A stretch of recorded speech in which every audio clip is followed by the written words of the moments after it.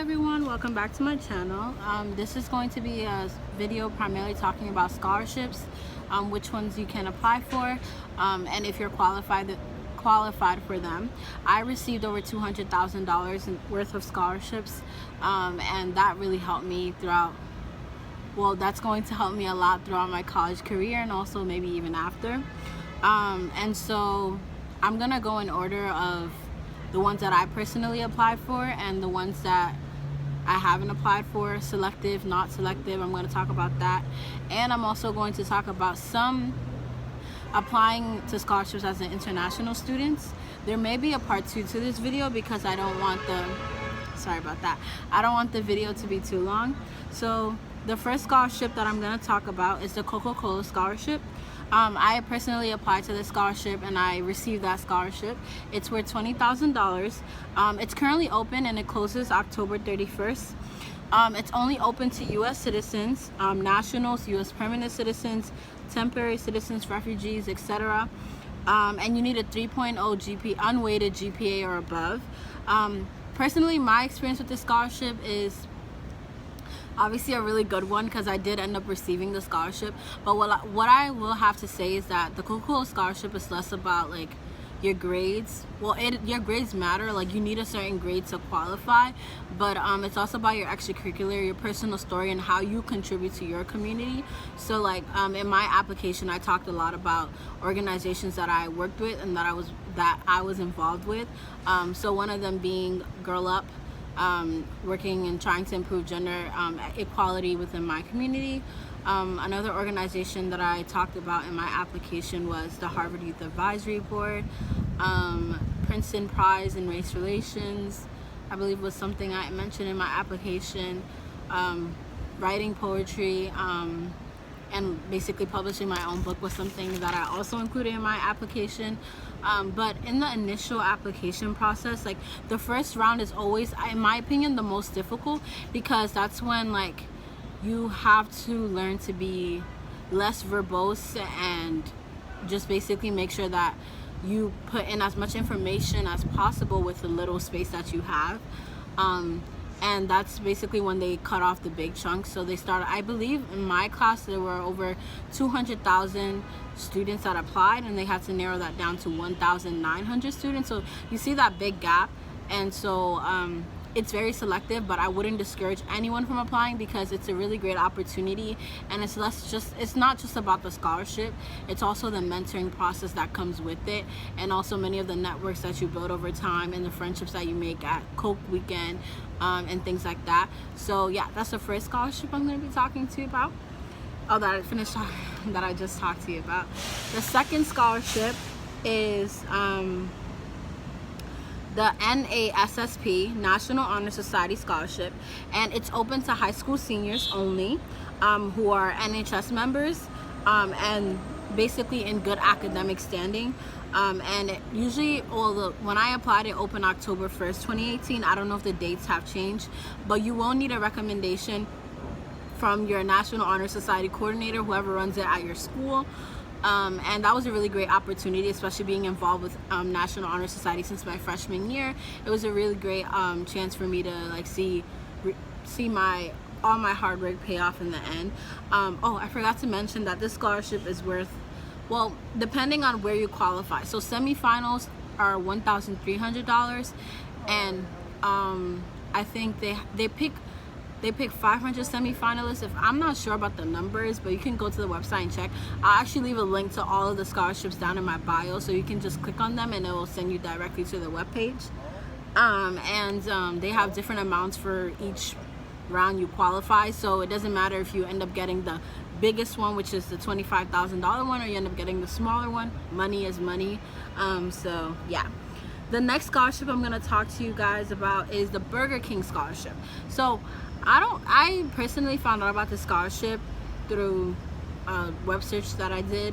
And the Burger King scholarship, it's kind of confusing in the sense that like they don't specify how much they actually give you until after you turn in your application, and not everyone gets money. And in my personal experience, I applied like I think 2 weeks before the application deadline, which was in April, and they gave me about, I think 1,000. I'm not too sure, but it was varied amounts for different people that I spoke to, and you need a 2.5 GPA or above, I believe. And basically with this, you don't really get to explain much, I guess. You just put in a bunch of extracurriculars that you've done, and then a couple of short answers, and that's it. It's only one round. You just submit it. The same thing goes for the NASSP scholarship. That as well is just one round, and then they let you know if you got it or not. Whereas the Coca-Cola scholarship is several rounds, and I would say it's more selective. The next scholarship that I'm going to be talking to you guys about, I personally did not apply to this scholarship, but I had a lot of friends who applied to that went through the process, and it's called the Gates Scholarship, and it opened July 15th. Well, actually opened like I think 2 weeks ago, and it's more grade oriented, I would say, and it's very selective, and you have to be Pell eligible. It's a need-based scholarship, and you need a 3.3 GPA or above to qualify. And not my personal experience, and my friends' experiences, they told me that the first round is more so just like putting in extracurriculars, like name by name what you did, and then they to tell you whether or not you made it to the semifinals round. The next scholarship I'm going to be talking to you guys about, sorry that the lighting keeps changing. I'm using natural lighting right now, so I don't have no control over that. The next scholarship I'm going to be talking to you guys about is the Jackie Robinson Foundation Scholarship. In my experience, not a lot of people know about this scholarship, but the Jackie Robinson Foundation Scholarship is awarded to graduating seniors, and you need a minimum SAT score of 1,000 and an ACT score of 21, and you have to present some sort of financial aid. So when you initially apply, I believe they ask for your parents' tax information just to see like if you really need the money, because they want to make sure that they reach the people who actually need it. So that's that scholarship. It's a really great experience, and a really great scholarship to apply for.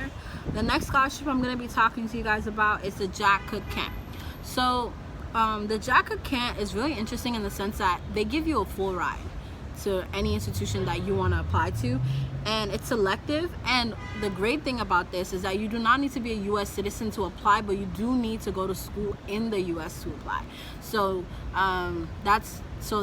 so say you're an international student that attends a boarding school, you can apply for this scholarship, or a private school in the U.S., you can apply for this scholarship, or public school, you can apply for this scholarship. And what's another thing? They also have a program for middle school students. So and I believe that if you apply through the middle school, you have a better chance of getting the scholarship. Well, I don't know if you have a better chance or not, but like they set you up for it. So yeah.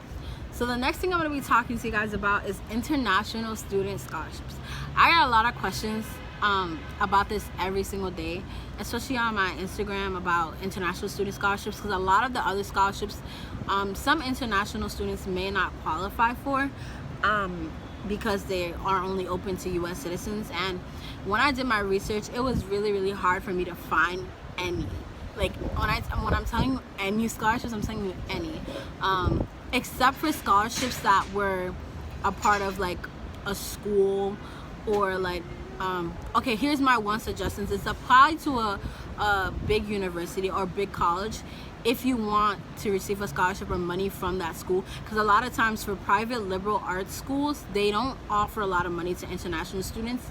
And I've seen this happen to some of my international student friends, where they've applied to the school but they get rejected, not because they weren't qualified, but because the school did not have enough money to give to them to attend the school. So I would definitely do your research in the schools that you decide to apply to in the US to see if they provide scholarships or financial student assistance to international students. Also, what I did find were a lot of like particular scholarships for international students that were related to a school. So one could be like the Berkeley, I forgot what it's called, but the Berkeley scholarship, and it's for international students. I'll definitely leave a link down below to like what international student scholarship that I was international student scholarships that I was looking at that helped me get to that point. So those are that's how I received $200,000 worth in scholarships. But my main advice is that to anything that you're applying to any scholarship you're applying to put a lot of effort. Do not apply last minute. That's my main thing.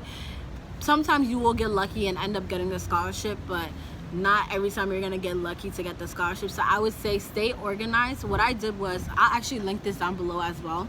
I created a Google Doc and a spreadsheet of each scholarship that I found online that was open, whether I needed to write essays for it, whether I didn't need to write essays, whether I needed recommendations for it, or whether I didn't need recommendations for it. And I categorized each scholarship, and this helped me a lot. Because when you're a senior, you're also applying to colleges as well, and I applied to over 25 colleges, and I also applied to over 30 scholarships. So trying to balance the two is really confusing sometimes. And also on top of that, when you're trying to ask teachers for recommendations, they may not always want to turn in a recommendation last minute, even if it's pre-written, because it's like, well, they have to worry about several other students that are also applying to college and also doing a lot of things. So I would say start now, start in the summer. Okay, do the research, which is really important. Make sure that you set dates. So like maybe what I did was I would spend every other weekend like working on scholarship applications, and the other weeks working on college applications. Oh, another thing that I forgot to mention is that the Jack Cook Kent scholarship, you apply to that through the Common App. So that's really interesting in the sense that a lot of people apply to college through the Common App, and so it's like a general, a universal thing that high school students apply to. So yeah, I will leave a link down to all of that in my biography. Make sure to like, comment, and subscribe, and also stay tuned for part 2, because there are other scholarships that I did not mention in this video, for the sole purpose of this video not being 20 minutes long. Yeah. So thank you so much for watching. Oh, I forgot.